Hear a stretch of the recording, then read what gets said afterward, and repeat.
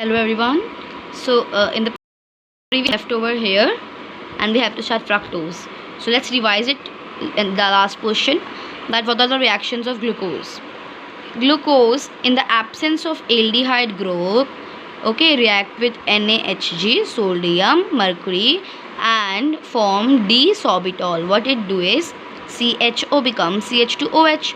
Reduction is there, and in the presence of Fehling's and Tollens reagent, it oxidizes, forming the gluconic acid.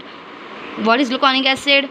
Here COOH attaches and it becomes precipitates. Okay, so and here in the absence of OH group, it forms, in the presence of pyridine, it forms glucose pentacetate.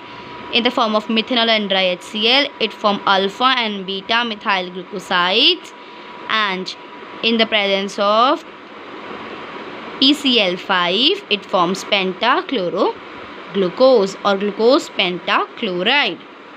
Okay, so next is fructose.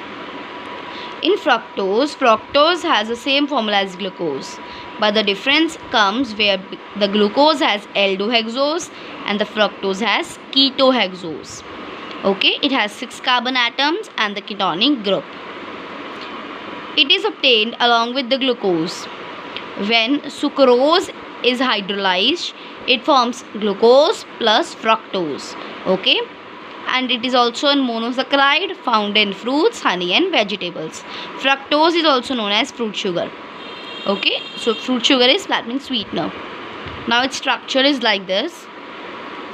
Here is C double bond O and CH2OH. There is a difference between glucose and fructose.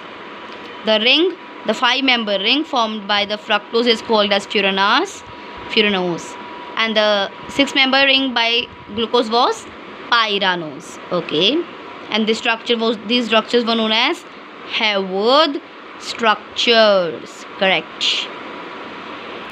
Now we have is disaccharides. Disaccharides are on the hydrolysis which give 2 molecules. Di means 2, saccharide means sugar.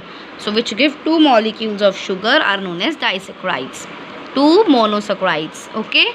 So we have the first disaccharide as sucrose, C12H22O11, which will yield out on hydrolysis glucose and fructose, and both will be dextrorotatory. Okay.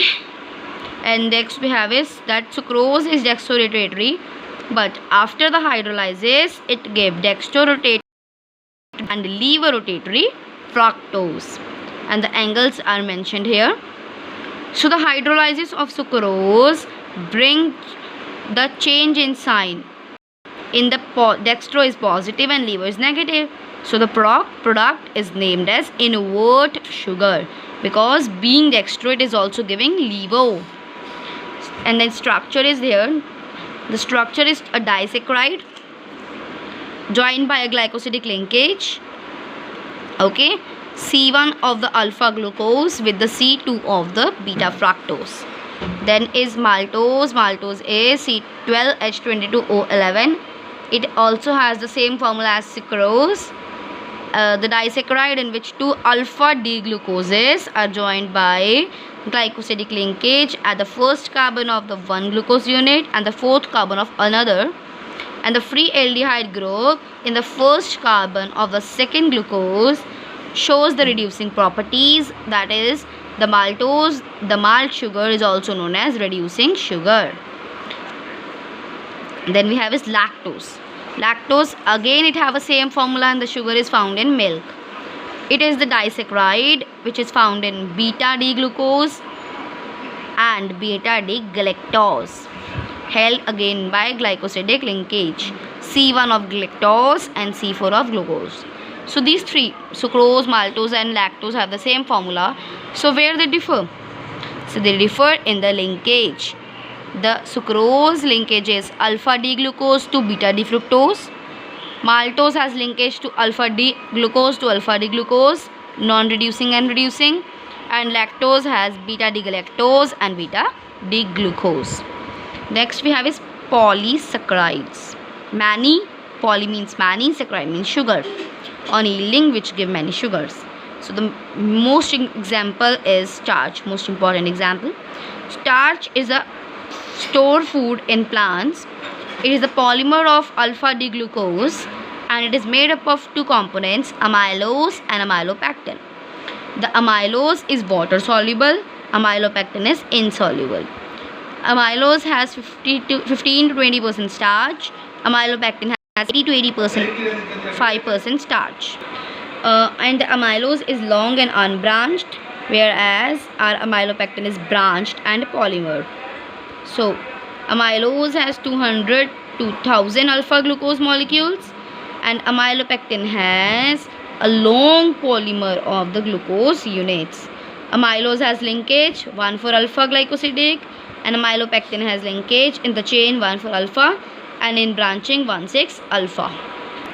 So this is the structure of amylose. Okay, a linear chain is formed and this is the amylopectin which have branching as well as linear linkage also. Next we have is cellulose. Cellulose is C6H10O5. Okay, cellulose is found in plants. It forms more than 50% of living matters.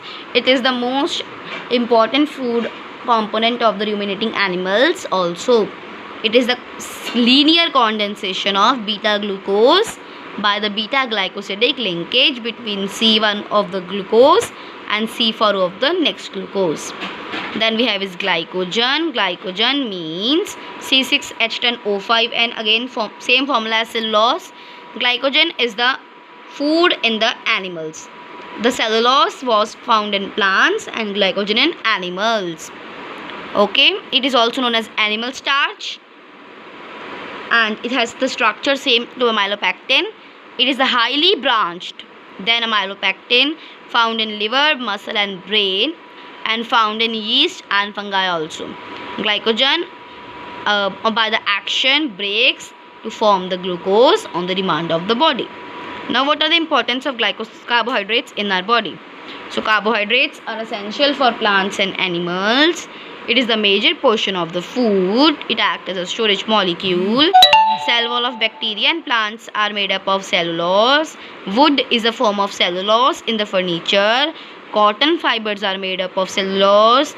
Nucleic acid contain D-ribose and 2-deoxy-D-ribose. And the most natural occurring sugars have D form. Bacteria present in mouth have an enzyme which contains sucrose into polysaccharide called dextran. And the treatment of cotton or natural fiber of cellulose with the concentrated caustic soda is called as mercerization. It imparts the luster to cotton. Okay, so remind this point.